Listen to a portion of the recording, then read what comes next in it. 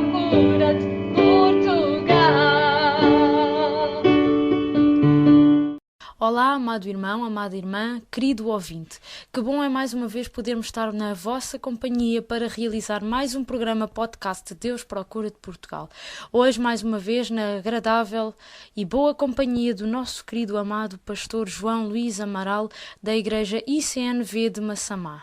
Quero convidar-vos a visitar o site da Igreja da ICNV Massamá. O site é o seguinte: www.icnv.com.pt. Lá poderão conhecer melhor esta igreja e visitar também os horários de cultos. Convido-vos desde já a visitarem a nossa igreja. Quero também deixar-vos o contacto da rádio para que, se quiserem sugerir algum programa melhorado, alguma sugestão de música, que o possam fazer através dos nossos contactos, que são os seguintes. O e-mail é radiodeuprocura-te@gmail.com, radiodeuprocura-te@gmail.com. O nosso Skype é Deus Procura-te. Tens também o Twitter, que também o contacto é Deus Procura-te. E tens o nosso Facebook, que também é Deus Procura-te Portugal. Que Deus te possa abençoar ao longo desta programação e sempre no caminhar da tua vida. Que a nossa companhia de hoje possa ser do teu inteiro agrado.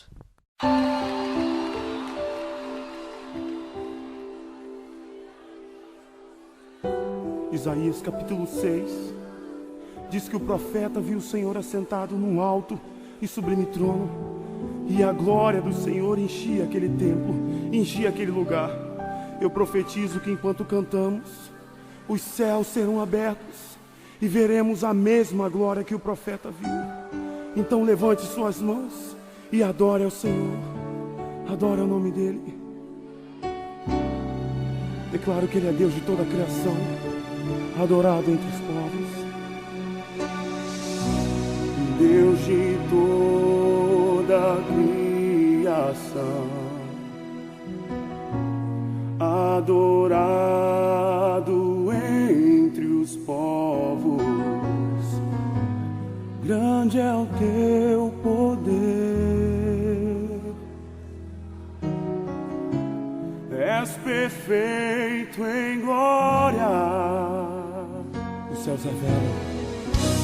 céus revelam tua grandeza, e o firmamento anuncia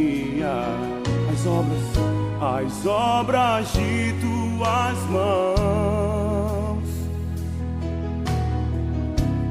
Sobre toda a terra, oh, vem inundar, nos envolver com tua presença.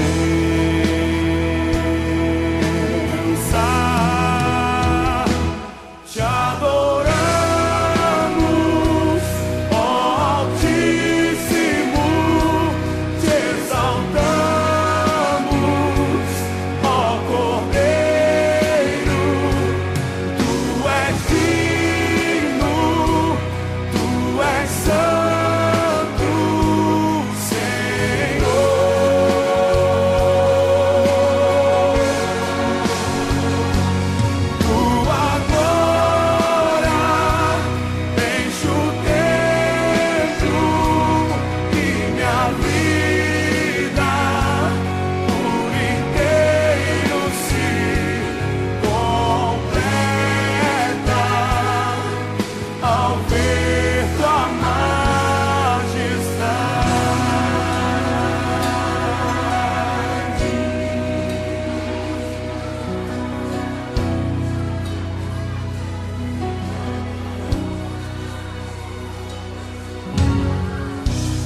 Deus de toda a criação, adorado entre os povos. Grande é o teu poder, és perfeito em glória. Os céus revelam tua grandeza, e o firmamento anuncia as obras de tuas mãos. Sobre toda a terra vem inundar, nos envolver com tua presença.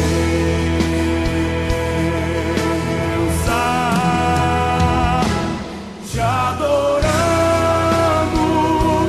ó Altíssimo, te exaltamos, ó Cordeiro.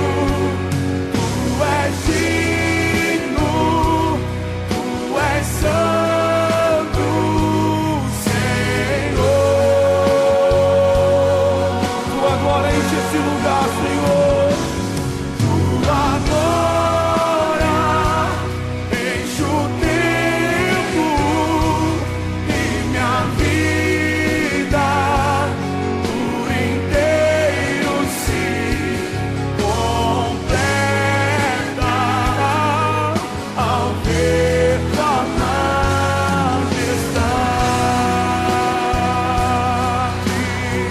Nós te adoramos, ó Altíssimo, te exaltamos, ó Cordeiro. Tu és digno, tu és santo, Senhor. Levante suas mãos e declare tua glória. Tua glória enche o tempo, e minha vida por inteiro se completa ao ver tua majestade.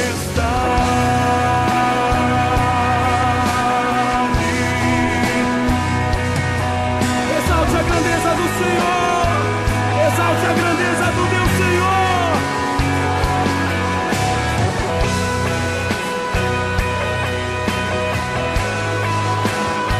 Nós te adoramos, Cordeiro de Deus.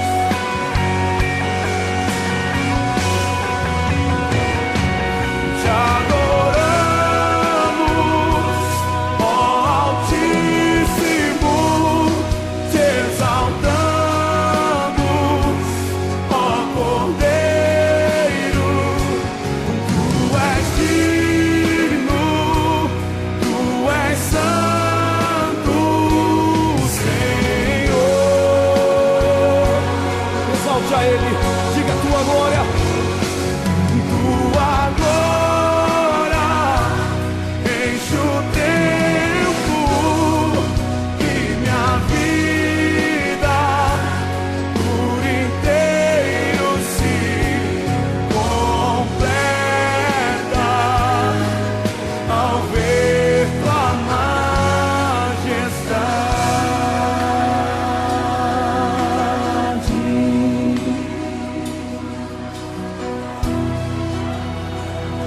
Exalte a Ele, exalte a Ele, exalte a Ele, exalte ao Cordeiro de Deus.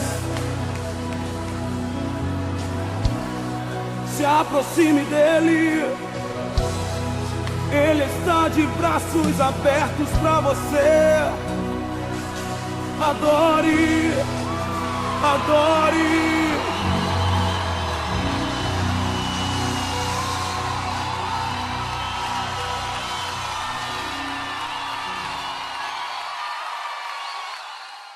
Evangelho de Marcos, capítulo 5, versículo 21.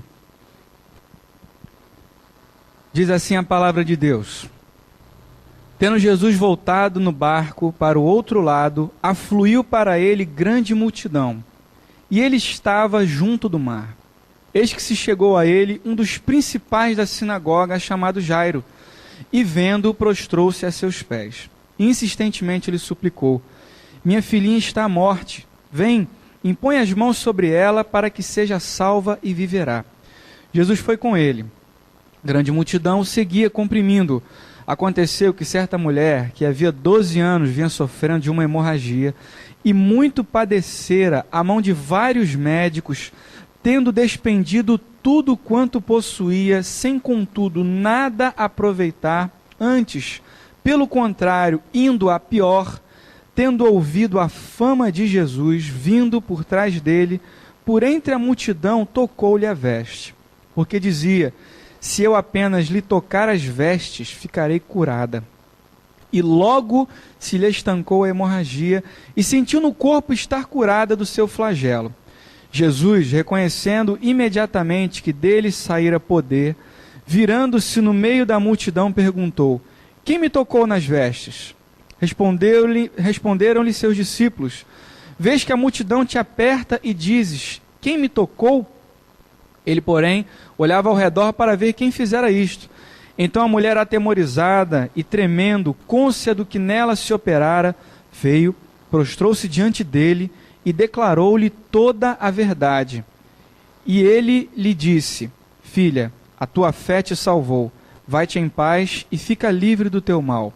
Falava ele ainda quando chegaram alguns da casa do chefe da sinagoga, a quem disseram: tua filha já morreu, por que ainda incomodas o mestre?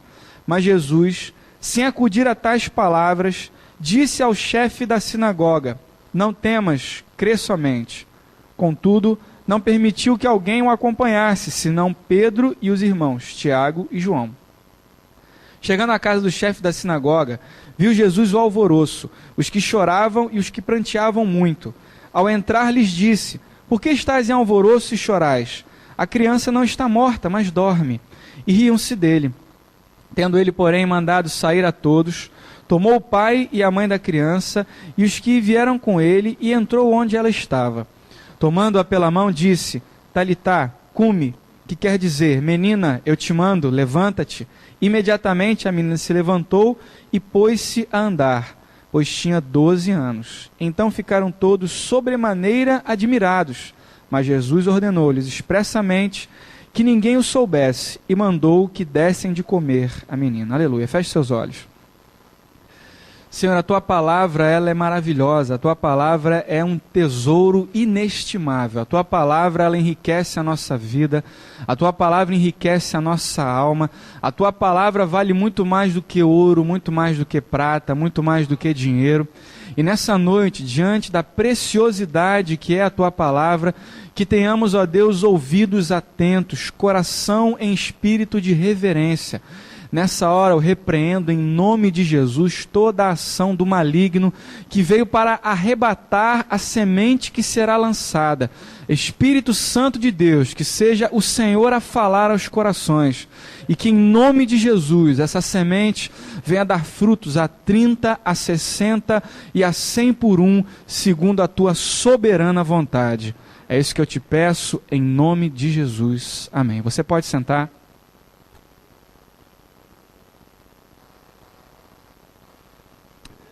Irmãos, nós somos diferentes uns dos outros. Aqui nesse lugar, cada um tem histórias diferentes, nós temos características diferentes, temos temperamentos diferentes, temos problemas diferentes. E cada um aqui, por ser diferente, reage de formas diferentes também às situações, às circunstâncias da vida. Cada um aqui tem uma forma de reagir diante da perda, diante da dor, diante da vitória, diante de uma bênção que você recebe. E até mesmo a nossa escala de valores é diferente. O que é importante para uns não é tão importante assim para outros.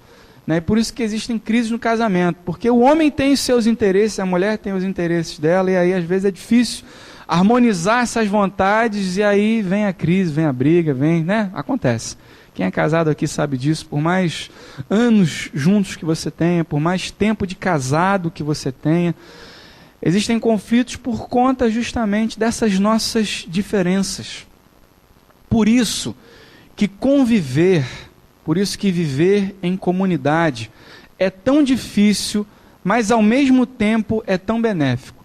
É difícil porque difícil é harmonizar essas vontades, harmonizar esses desejos para que essas vontades discordantes cheguem ao ponto em comum. Mas é benéfico porque ninguém se completa sozinho. A gente aprende muito uns com os outros. Eu aprendo muito com a pessoa que está do meu lado, eu aprendo muito com vocês, eu aprendo muito com a minha esposa, eu aprendo com as pessoas que me cercam. Infeliz é o homem e a mulher que decidem viver só. Infeliz porque você deixa de aprender. É verdade que quando você decide viver sozinho, isolado, você se priva de passar por algumas coisas, né? Viver sozinho evita decepções, evita desilusões, evita você se magoar, evita você discutir com alguém, é verdade, mas evita também você crescer, você aprender.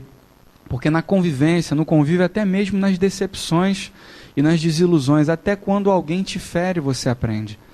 As experiências da vida, as experiências de convivência, fazem com que a gente cresça, com que a gente aprenda, com que a gente tenha experiências que vão fazer, né, a gente amadurecer, aprender cada vez mais. Existem pessoas que passam pela nossa vida e que têm um potencial enorme de ensinar para a gente lições. Só que às vezes, por causa do nosso egoísmo ou por causa da nossa desatenção, a gente deixa de aprender essas lições importantes. Esse texto da Palavra de Deus que a gente leu hoje aqui, ele fala sobre um encontro de personagens que podem ensinar para a gente lições importantes. É um texto riquíssimo, fala de duas histórias que se fundem. E se a gente for ler os evangelhos em Mateus, Marcos e Lucas, quando os evangelistas apresentam essas duas histórias, é sempre da mesma forma, é sempre da mesma maneira. Essas histórias, elas se misturam, são dois personagens diferentes, com histórias de vida diferentes, com problemas diferentes, com escalas de valor diferentes, mas através do encontro dessas histórias, a gente pode aprender várias lições valiosas para a nossa vida. E nessa noite eu quero compartilhar com vocês aqui duas lições que chamam a minha atenção. Jesus, ele acabava de voltar de uma das suas missões. Jesus tinha realizado um milagre na vida de um homem, tinha libertado um homem de uma legião de demônios e voltava dessa missão junto com os seus discípulos. Ao desembarcar na praia, ele já é ali cercado pela multidão, as multidões já sabiam quem ele era, as multidões já sabiam que ele era um homem que realizava milagres. Então, as multidões, nesse momento que ele desce do barco, cercam a Jesus para apresentar a ele as suas necessidades, os seus problemas, as suas lutas. E ao descer do barco, juntamente com seus discípulos, entra então em cena o nosso primeiro personagem aqui, Jairo. Eu queria que você aprendesse agora uma coisa com a literatura hebraica. É importante você entender que quando o nome de alguém é citado num texto das Escrituras, é porque de fato aquela pessoa era alguém importante. Quando o nome de alguém é citado, é porque era uma pessoa conhecida, era uma pessoa famosa. E Jairo, ele é citado aqui nas Escrituras. E quando, Jairo se apresenta, aqui no versículo 35, fala que ele era o chefe da sinagoga. Lê comigo aqui junto, ó. Falava ele ainda quando chegaram alguns da casa do chefe da sinagoga. Jairo era o chefe da sinagoga. E a sinagoga naquele tempo era um centro importantíssimo para a cultura dos judeus. Era um centro de preservação da cultura. A sinagoga funcionava como um tribunal. A sinagoga também funcionava como um centro de instrução. O jovem judeu, ele aprendia a ler, a escrever, ele aprendia conceitos de matemática, de história, de geografia na sinagoga, aos pés do rabino. E a sinagoga, então, era um centro importante. O texto fala que Jairo, ele era o chefe da sinagoga. Então, ele era a pessoa responsável pela manutenção, pela programação dos trabalhos daquilo que acontecia. Ele era alguém, então, estimado, um homem respeitado. Ele era um homem que, possivelmente, não tinha dificuldade nenhuma de acesso a bens, a serviços naquela época. Porque ele era um homem proeminente, ele era um homem importante. Mas, apesar do poder, apesar do status, apesar da influência, Jairo estava enfrentando um drama pessoal na vida dele. A sua filha estava enferma, o texto fala que era uma enfermidade terrível. E a sua filha tinha 12 anos de idade. Quando Jairo se depara com esse drama familiar, ele ouve falar de uma pessoa polêmica, mas de uma pessoa capaz de resolver problemas. Jesus era uma figura controvertida. Jesus, Rogério, era igual o chimarrão, ou você ama ou você odeia. Jesus era aquele homem que dividia opiniões. Era um homem que, ele, ao mesmo tempo que ele abençoava, realizava coisas tremendas, tinha aquela facção de judeus ali que reconheciam nele um rabino, reconheciam nele um mestre, mas outros achavam que ele era um endemoniado, um homem que operava sinais pelo poder de Satanás. Jesus era um homem assim, controvertido, mas Jairo resolveu vencer o preconceito dele. Jairo resolveu vencer a vaidade e decide procurar então o mestre. Procura o mestre, coloca diante dele a sua necessidade e Jesus então o atende, vai até a casa de Jairo. E no meio do caminho, no meio daquela multidão de anônimos que comprimiam a Jesus, entra em cena então a nossa segunda personagem dessa história. Uma mulher sem nome, uma mulher sem rosto, uma mulher sem história, uma mulher sem status, sem proeminência, se coloca no caminho de Jairo. A multidão comprimia Jesus, a multidão apertava ele, aquela mulher que sofria, e é importante, é interessante isso, ela sofria já há 12 anos de uma hemorragia, e ela já tinha gasto todo o seu dinheiro para tentar ser curada daquele mal, mas sem sucesso. Sentindo então que dele tinha saído poder, porque aquela mulher se esgueirando ali por entre a multidão que comprimia Jesus, vai lá e toca nas vestes de Jesus, ela então é curada. Sentindo que tinha saído poder, Jesus para e procura quem o tocou e pergunta, mas quem me tocou? Eu senti que saiu de mim poder. Aquela mulher, ela está ali constrangida, ela sabe que nela foi operado algo sobrenatural e ela não quer aparecer, ela não queria holofote sobre ela, mas Jesus, ele quer saber quem foi que tocou, porque ele sabia que aquela mulher tinha uma história para contar, aquela mulher tinha algo para dizer. E então aquela mulher se apresenta, conta para Jesus e para aquela multidão que ouvia a sua história de 12 anos de sofrimento. 12 anos de luta, 12 anos de dificuldade, a mesma idade da filha de Jairo. E nesse momento eu posso imaginar então o coração daquele homem. Jairo, um homem proeminente, um chefe da sinagoga. Eu imagino o coração dele, a pressa, o desespero, a urgência do seu problema. Jairo, como chefe da sinagoga, ele estava acostumado a ter as suas ordens atendidas. E quem era essa mulher para se colocar no caminho dele? E Jairo podia estar pensando, eu tenho um problema aqui, eu tenho uma dificuldade, não interrompa o mestre, porque ele vai resolver a minha situação. Ele precisa resolver o meu problema. Jairo teve 12 anos de alegrias vendo a sua filha crescer, vendo a sua filha se desenvolver. Eu imagino Jairo ali brincando com a sua filha, Jairo tendo momentos de felicidade, Jairo, um homem proeminente, um homem respeitado. Nesses 12 anos de tantas boas lembranças, aquele era o seu momento de drama, de dificuldade. Mas aquela mulher, durante aqueles 12 anos, enquanto aquele homem experimentou alegrias, experimentou felicidades, enquanto aquele homem teve motivos para se celebrar, aquela mulher, nesses 12 anos, não soube o que era felicidade. Não soube o que era uma vida plena. E diante disso, eu enxergo então a primeira lição que esse texto pode nos ensinar. A primeira lição que eu quero compartilhar com você nessa noite. Entenda, em primeiro lugar, que o mundo não gira ao redor dos seus problemas. Fala isso para a pessoa que está do seu lado. Olha, entenda que o mundo não gira ao redor dos seus problemas. Entenda isso. O mundo não gira ao redor de você, não gira ao redor dos seus problemas, nesse mundo egoísta em que a gente vive. A gente insiste em olhar para o nosso próprio umbigo sem perceber a realidade ao nosso redor. Jesus parou para ouvir aquela mulher, parou para ouvir, ele fez questão. Jesus podia muito bem, sabendo que o milagre tinha sido realizado, ele podia seguir, ele podia continuar o caminho dele, o tempo estava curto, aquela jovem, aquela menina podia morrer, mas Jesus fez questão de parar. E é interessante que o texto fala que Jesus parou, e no versículo 33, então a mulher, atemorizada e tremendo, cônscia do que nela se operara, veio, prostrou-se diante dele e declarou-lhe toda a verdade. Aquela mulher contou a história dela. Ela contou aqueles 12 anos de luta, de sofrimento. Jesus parou para ouvir aquela mulher. para mostrar para Jairo e para nós que quem deseja seguir a Cristo deve aprender a enxergar a vida numa outra perspectiva. O que Jesus estava querendo fazer, a lição que ele estava querendo ensinar, ele estava querendo dizer para Jairo, sem dizer nenhuma palavra, ele estava querendo dizer: Jairo, eu sei que você tem um problema, eu sei que você está passando um drama na sua vida, eu sei que você está enfrentando uma dificuldade, mas entenda que essa mulher já enfrenta uma luta há 12 anos. Jairo, olha ao redor, existem pessoas sofrendo ao seu redor.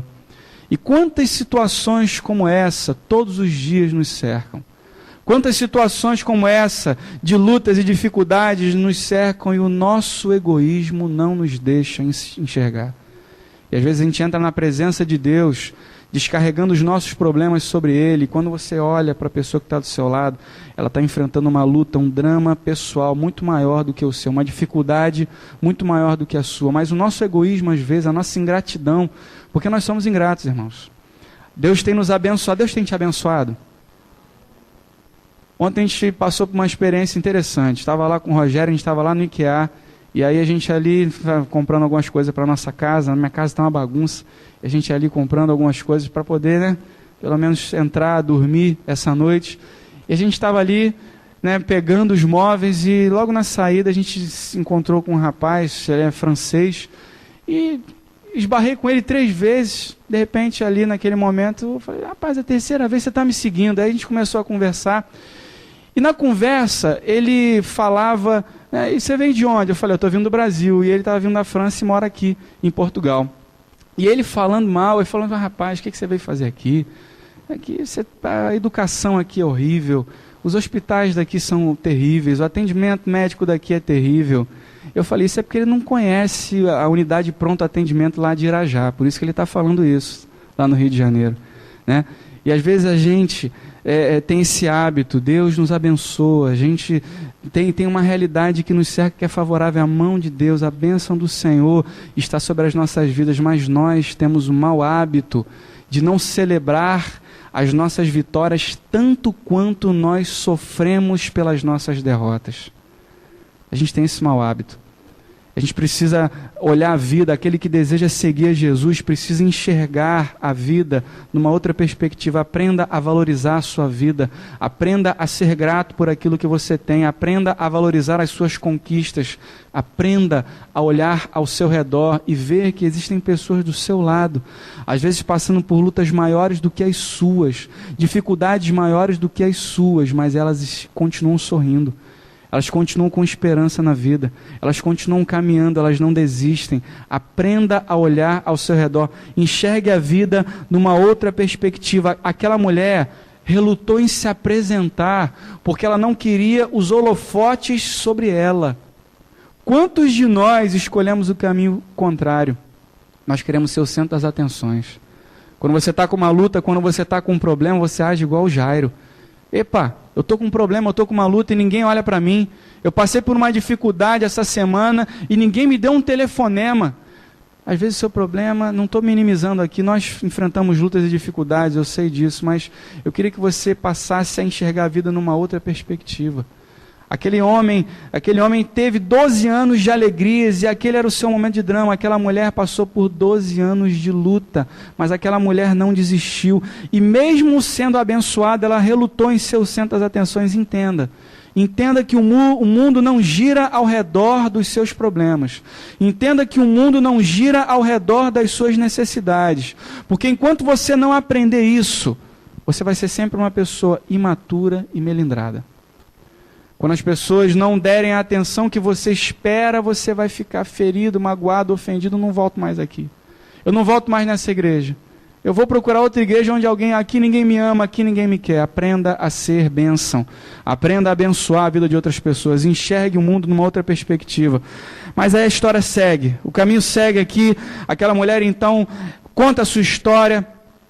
Ela é curada. Jesus fala para ela: olha, filha, tua fé te salvou, vai-te em paz, fica livre do teu mal. Só que nesse ínterim, versículo 35 fala assim: falava ele ainda quando chegaram alguns da casa do chefe da sinagoga, a quem disseram: tua filha já morreu, porque ainda incomodas o mestre. O pior aconteceu. Aquela mulher interrompeu Jesus e foi tarde demais.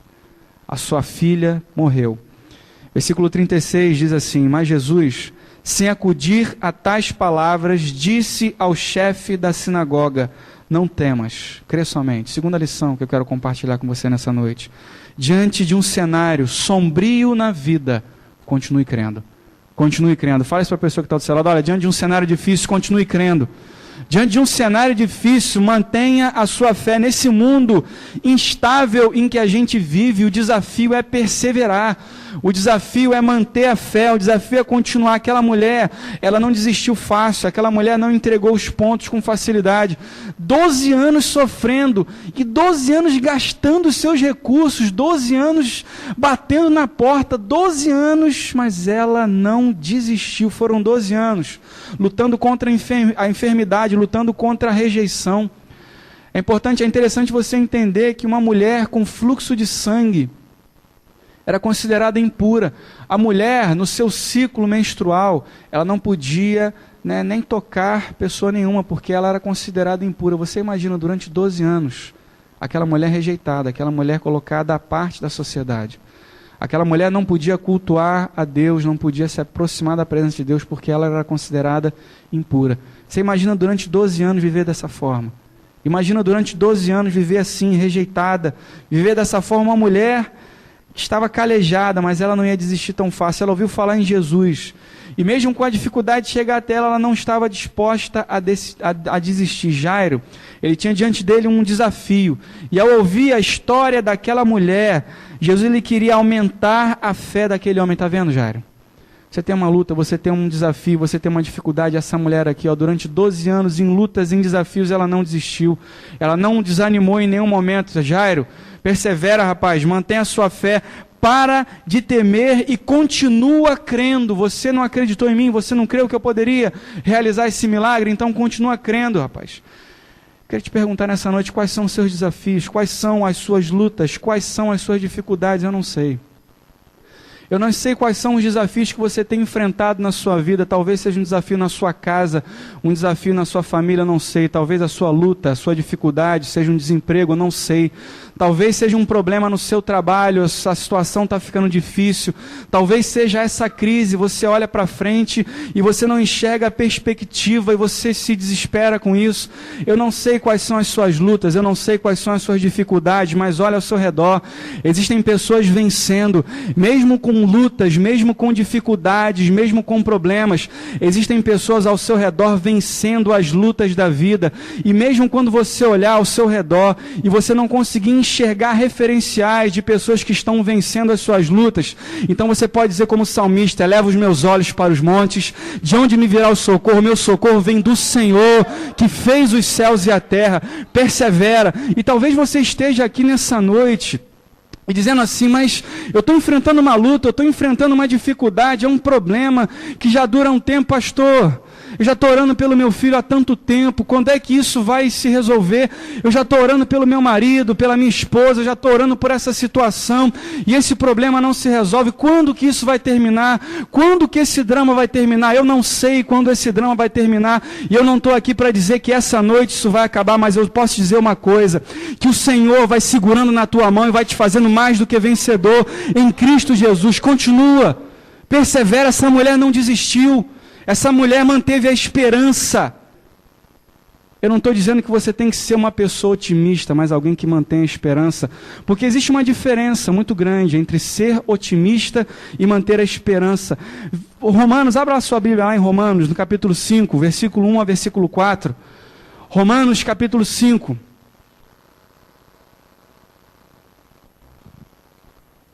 Olhe para Deus, continue crendo. Continue crendo, mesmo diante de um cenário sombrio, continue crendo. Romanos capítulo 5, versículo 1 a versículo 4, diz assim: justificados, pois, mediante a fé, temos paz com Deus, por meio do nosso Senhor Jesus Cristo, por intermédio de quem obtivemos igualmente acesso pela fé a esta graça na qual estamos firmes, e gloriamo-nos na esperança da glória de Deus.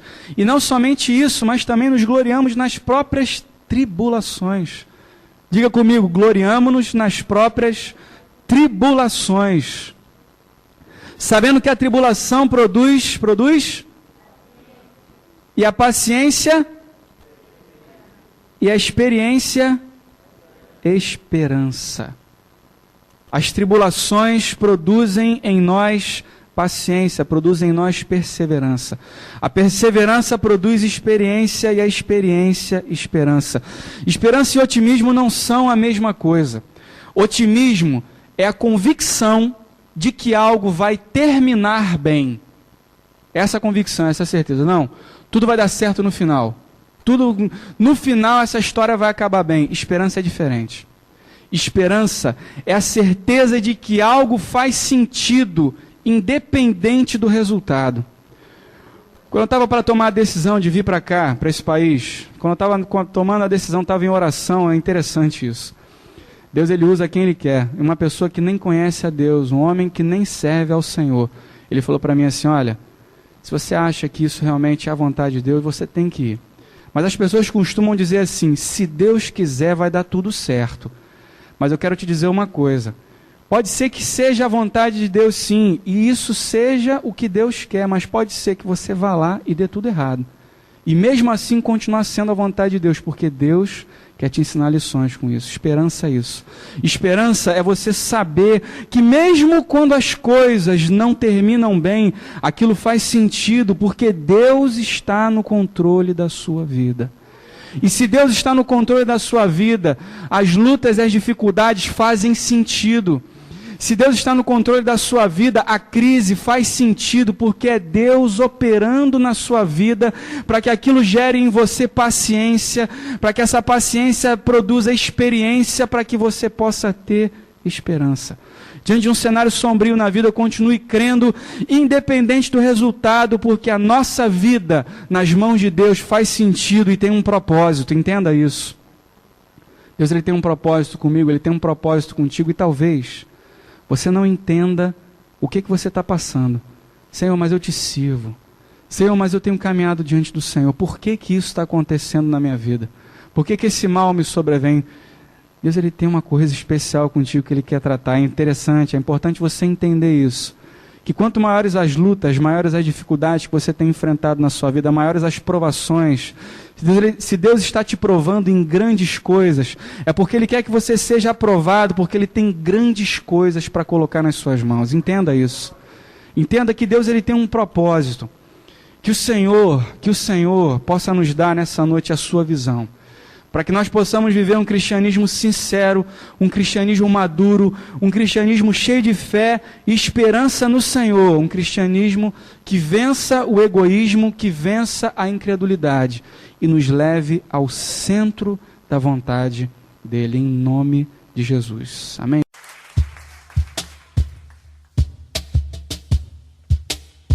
Aleluia. Gostava nesta noite partilhar um cântico convosco que fala acerca do Deus do impossível que nós temos. Amém? Às vezes a dificuldade parece tão grande que nos esquecemos que temos um Deus ainda maior.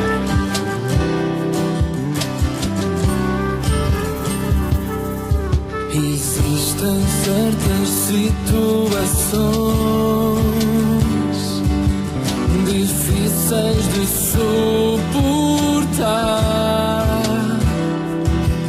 Olhamos para um lado e não, ninguém pode ajudar. Tudo parece impossível.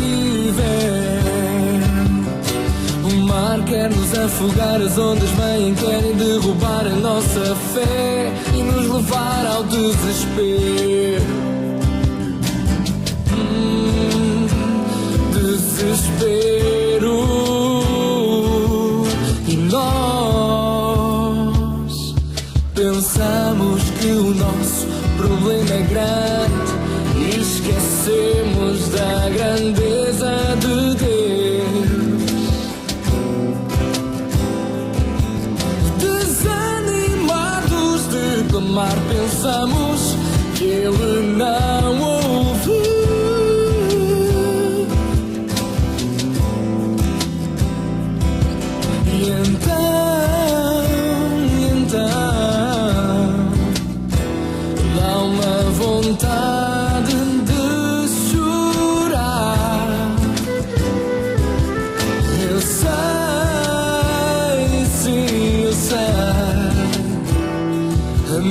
dá mais para aguentar. Eu olho pro alto,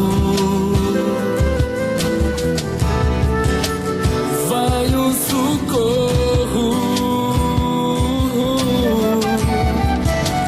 Jesus pode fazer muito mais.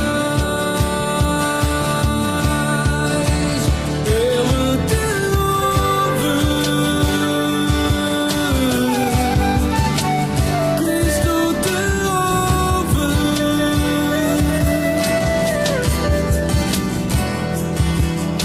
Escuta as tuas orações, Ele vai te atender. Deus do impossível, tudo é possível, basta crer que Deus pode fazer infinitamente mais, infinitamente mais. Glória ao teu nome, Jesus, porque tu podes abundantemente mais, Senhor.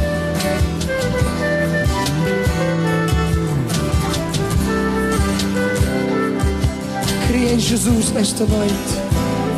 Cria em Jesus nesta noite. Nós pensamos que o nosso problema é grande e esquecemos da grandeza de Deus. Ele é Deus. Desanimados de clamar, pensamos que Ele não ouve. Oh, mas Ele ouve. E então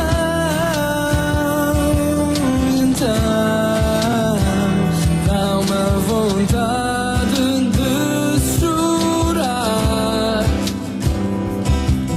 Eu sei,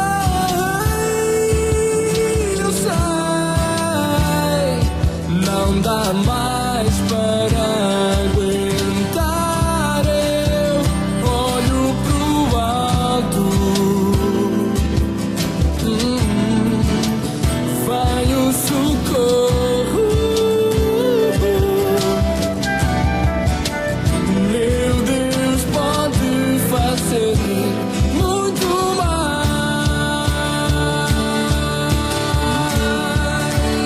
Ele te ouve, Cristo te ouve.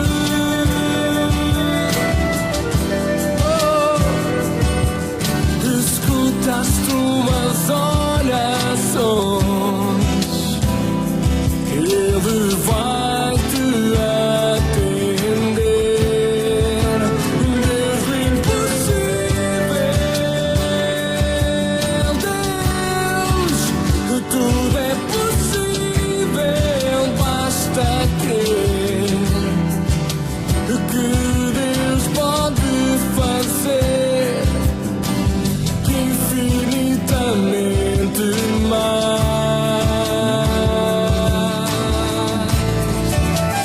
Ele te ouve, Cristo te ouve.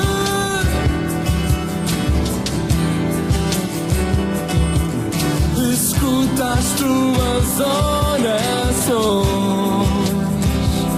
Ele vai te atender. Deus do impossível, Deus, tudo é possível, tudo é possível. Meu Deus pode fazer infinitamente mais.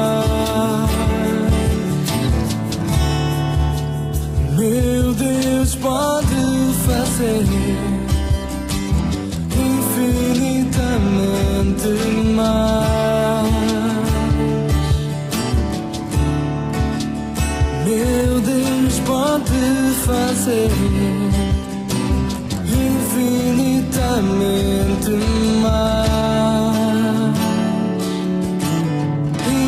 infinitamente mais.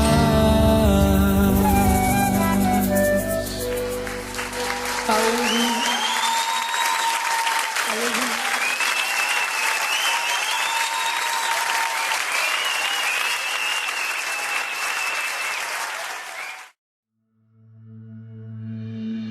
Bendito é teu nome, bendito é teu nome.